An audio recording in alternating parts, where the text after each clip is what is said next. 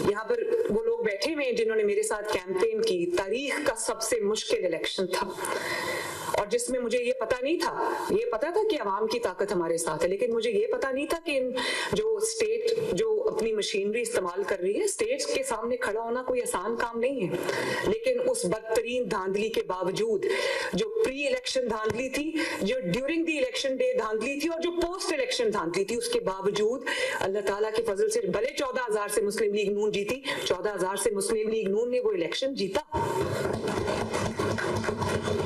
मुस्लिम league नून हार मान के घर नहीं बैठी, ना बॉयकॉट किया कि अगर जीत गए तो कह देंगे कि बॉयकॉट किया था। उसके बावजूद अवाम इतनी थी कि निकल आई और हम इलेक्शन जीत गए, और अगर हार गए तो चुप करके घर हारे हुए शख्स की तरह कह देंगे हमने तो बॉयकॉट किया हुआ था। और हर इलेक्शन आप जीत के साथ नहीं लड़ते, जीत की उम्मीद के साथ या जीत के यकीन के साथ नहीं लड़ते। मैंने 5-6 साल सिर्फ इलेक्शन लड़ा है। मुझे अंदाजा है जब हम गिलगित बल्तिस्तान का इलेक्शन लड़ने गए थे, जब आजाद कश्मीर का इलेक्शन लड़ने गए थे, उस दिन हमें ये पता था इलेक्शन लड़ने, जब मैं जा रही थी कैंपेन चलाने, मुझे पता था, मुझे बता दिया गया था कि आपकी 2 सीटें, ये गवाह बैठे मेरे साथ। जिस सुबह मैं इस्लामाबाद में रुकी थी उस दिन एक रात, और सुबह मैंने गिलगित बल्तिस्तान जाना था, तो मुझे बता दिया गया था कि आपकी 2 सीटें। तो क्या मैंने इलेक्शन का बॉयकॉट कर दिया? मैं इसलिए भी गई, मुझे पता था ये इलेक्शन हम हार चुके। एजेके का इलेक्शन मुझे पता था हम हार चुके हैं, क्योंकि हमें हराया हुआ था वो इलेक्शन, वो रिजल्ट्स इलेक्शन से पहले ही डिसाइडेड थे। लेकिन मैं गई, जीबी भी गई, गिलगित बल्तिस्तान, आजाद कश्मीर भी गई, और मैंने लोगों को ये बता दिया। वहां जो तारीख के सबसे बड़े जलसे थे उन 2 कैंपेन्स के दौरान थे, मुस्लिम लीग नून के और शेर के जलसे।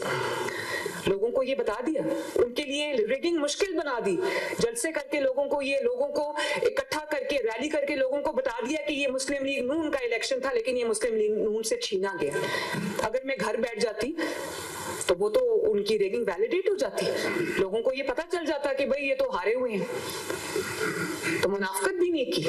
और इसी तरह आपको याद होगा जो 2000 जो डस्का का इलेक्शन था, वो कौन से सन में हुआ था?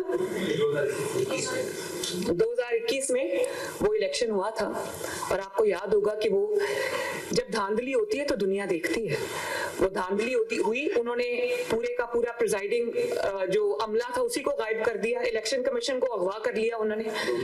धुंध आ गई अचानक और पूरी रात धुंध छाई गई। सुबह 6 बजे जो है वो प्रिजाइडिंग ऑफिसर्स मुंह नीचे करके लाए जा रहे थे, तो वो हमें हरा दिया इन्होंने। उसी दिन जो है जी फायरिंग की, अमले को पूरी रात हमसे बेजा में रखा, और अगले दिन जब मुझे पता चला कि हमें हरा दिया गया तो मैं चली गई डस्का। मैंने गिव अप नहीं किया, उनके हलक में से वो इलेक्शन निकलवाया हमने और जीता अल्हम्दुलिल्लाह। और उस वक्त ये सब एक पेज पे थे, पूरी रियासत जो थी उसकी रियासत की पूरी मशीनरी मुस्लिम लीग नून के खिलाफ थी। लेकिन जब आपको अवाम पे एतमाद हो, जब आपको पता हो कि अवाम आपके साथ है, आप कभी इलेक्शन का बॉयकॉट नहीं करते, या इलेक्शन का बॉयकॉट करने की मुनाफकत नहीं करते, या ड्रामा नहीं करते। इसी तरह आपको याद होगा वजीराबाद का जो इलेक्शन था, उसमें वो पीटीआई के लोग कंधों पे वोटिंग जो पूरे थैले थे वो उठा के भाग रहे थे, उनको पीछे से जाके पकड़ा था। तो ये इलेक्शंस इस तरह लड़े जाते हैं। धांधली हो भी तो धांधली, आप धांधली के बावजूद हार भी जाएं तो आप उनकी धांधली को एक्सपोज करते हैं। और ये क्या बात है कि पंजाब में बॉयकॉट था और खैबर पख्तूनख्वा में बॉयकॉट नहीं था? क्यों? खैबर पख्तूनख्वा में आपको यकीन था कि मशीनरी हमारी है, कि इलेक्शन कमीशन के जो अरकान हैं, जो हमारे प्रिजाइडिंग ऑफिसर्स हैं, या जो हमारे पोलिंग एजेंट्स हैं वो हमारे हैं, डीसीज हमारे हैं, कमिश्नर्स हमारे हैं, पुलिस हमारी है, तो हम जीत जाएंगे। वहां बॉयकॉट नहीं किया, सिर्फ पंजाब में बॉयकॉट किया क्योंकि पता था वहां जीत जाएंगे। अल्लाह ताला ने वहां भी इबरतनाक शिकस्त पे दोचार किया। उसकी वजह ये है कि लोग तंग आ चुके हैं। ये बयानियों से लोगों के पेट नहीं भरते, बयानियों से मुल्क तरक्की नहीं करता, बयानिए के पीछे कोई परफॉर्मेंस भी होनी चाहिए। मैं तो पहले दिन से, जिस दिन से मैंने ओथ उठाया, मैं लोगों को यही बात अपनी तकारीर में समझा रही हूँ कि जो बयानिए की सियासत है ना, सिर्फ बयानिए की सियासत, जो अपने आप को जिंदा रखने की सियासत है, घर से निकल के कभी काम नहीं करना, 2 बजे से पहले उठना नहीं है, काम करना आता ही नहीं है, लेकिन बयानिया है जी, बयानिया क्या है? वो झूठा है, वो चोर है, उसको गिरबान से पकड़ लो, गाली निकालो, खवातीन का मजाक उड़ाओ। और ये क्योंकि जब हम किसी को मलाइन नहीं करेंगे तब तक हमारी जगह नहीं बनेगी। ये कौन सा बयानिया होता है?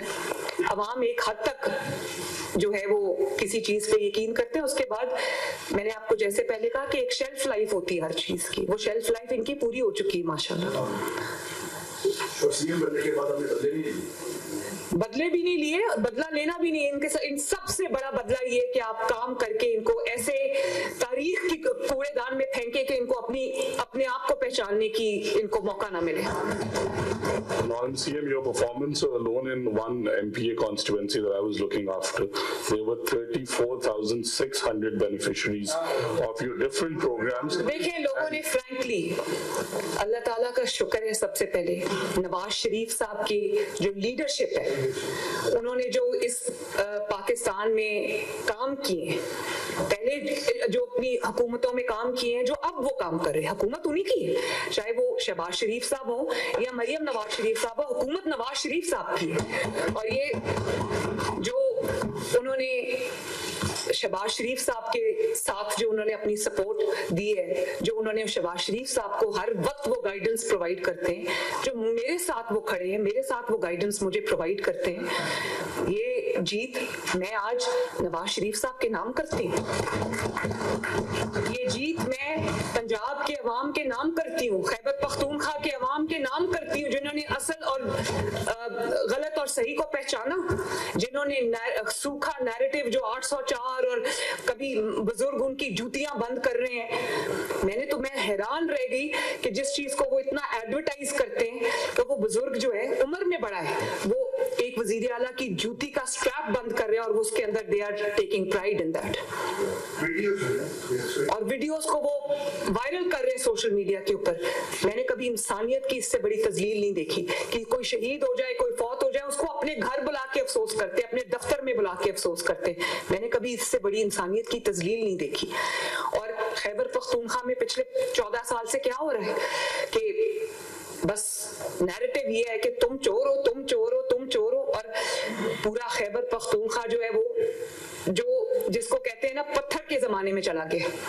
कोई अगर करप्शन है तो वहां करप्शन के ढेर लग गए, लोगों के घरों में बिस्तरों के नीचे से पैसे निकल रहे हैं। हर जो मंसूबा है वो बनने से पहले करप्शन की नजर हो जाता है। लोग वहां पर तरक्की के लिए डेस्परेट है। वहां पर आप उनका पेशावर, उनका दारुल खलाफा है खैबर पख्तूनख्वा का, वहां पर आप जाएं, आपको लगेगा 1901 का कोई शहर है।